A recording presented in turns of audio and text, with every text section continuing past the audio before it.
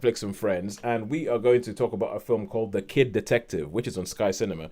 Now, I mentioned as this is a film that it's very rare nowadays that I see a trailer for a film and I go, "Ooh, that has made me think I'm going to watch that film." Most of the time, I think I've either decided I want to watch the film or not, and the trailer doesn't do anything to dissuade me one way or another.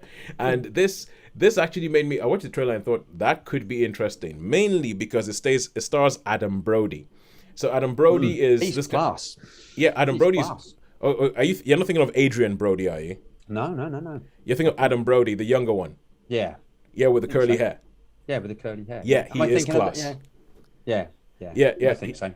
Yeah, yeah, Adam Brody. I think he is class. He came to prominence playing a character on the OC when he was like, he was supposed to be playing a teenager, and everybody said he was a standout from that show.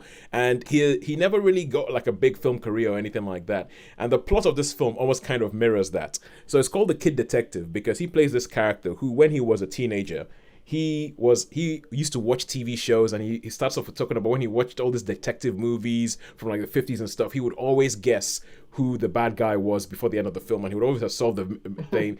So he decided that he set up as a detective. He figured out one small case. And when he figured out that case, he became like a celebrity in the local town, and his picture was always in the paper. And there would be like a big story about when he solved the case. And so they loved him so much because he found something for the town. So they gave him an office. He actually had an office in there, and they said you have the office for life. And the guy who gives out ice creams in the town said you have ice cream free for life and all that. And this is all when this kid is about 12. And so he becomes a celebrity, and people go like, "We've got a genius in the town. He's amazing. He's brilliant." And one day, the mayor's daughter goes missing.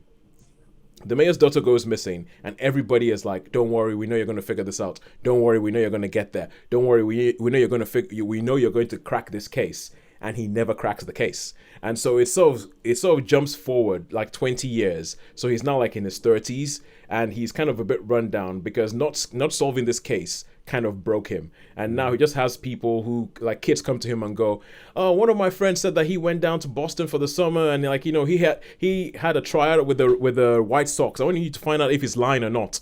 And he's like, "He's lying."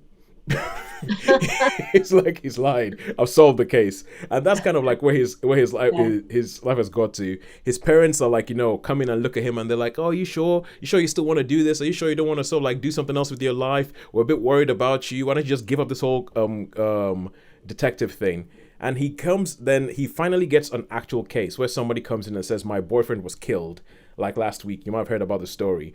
I would like you to find out who did this." And he's like, "Okay, this is something I can do. I can actually do this." And I think for him, it's kind of almost like a little bit of redemption because this one case that he couldn't solve when he was 12 has dogged him, and he's like, "No, I've got to do this because this is an actual thing." He's not even getting paid for it, but he wants to actually find out what happened to this boy. Why was this boy killed? And it's funny because do you guys remember a film called Brick? Not really. I don't. Brick. It starred Joseph Gordon-Levitt, and it was directed by Ryan Johnson. And it's essentially if you took Humphrey Bogart and you transplanted him to a 90s high school film and put like, him when he played, what was the name of that private eye he played? Phil Marlowe? Marlowe. Yeah. Yeah, yeah. If you took Yeah. if you took Marlowe and put him in that, that's so Brick is essentially like a film noir Humphrey Bogart mystery, but set in a 90s high school. And this reminded me a bit of that because it's like he goes in and he starts has to do all this detective stuff to figure out what's going on or figure out who's doing what, and he goes to like these kids who are underneath the bridge to find out if there was drugs involved. He goes to the family, and there's a lot of times where this film it is being a typical detective story, but at the same time it's playing with all the things you expect to see in a typical detective story, if you get what I mean. So I think people like us who know about film now and stuff, I think will love it because oh, this is what's supposed to happen, and then it just undercuts it with something else.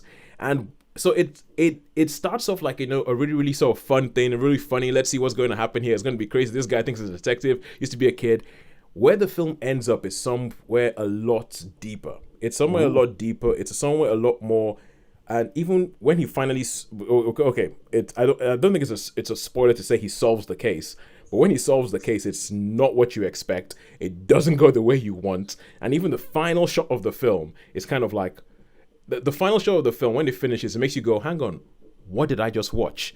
And was it a romp? Was it a detective story? What was the point of it? But I really, really like this film. I really, really like the film. I love the way it made you think. I love the way it played with what you expected. I think everybody is brilliant in it, and I think Adam Brody is brilliant. And oh my god, the ending! It ends in such a like, when a film ends and you're sat there thinking, how the hell would you deal with that? Like, what? It's like, how does that even work? I'll give it a 4 out of 5, and I would recommend go watch it. I know we all have access to Sky Cinema. I'll say go watch it. The Kid Detective with Adam Brody. I really, really enjoyed it, and I know I've just set this thing up to fail, and Sean's gonna come back next week and go, Toes, I thought it was absolute rubbish. If I could give it a 0, I would. but I would give this a 4 out of 5. I've had a good week, but and now we go back to cinema. We go back to cinema, and Sharon, you saw Herself. So, Herself,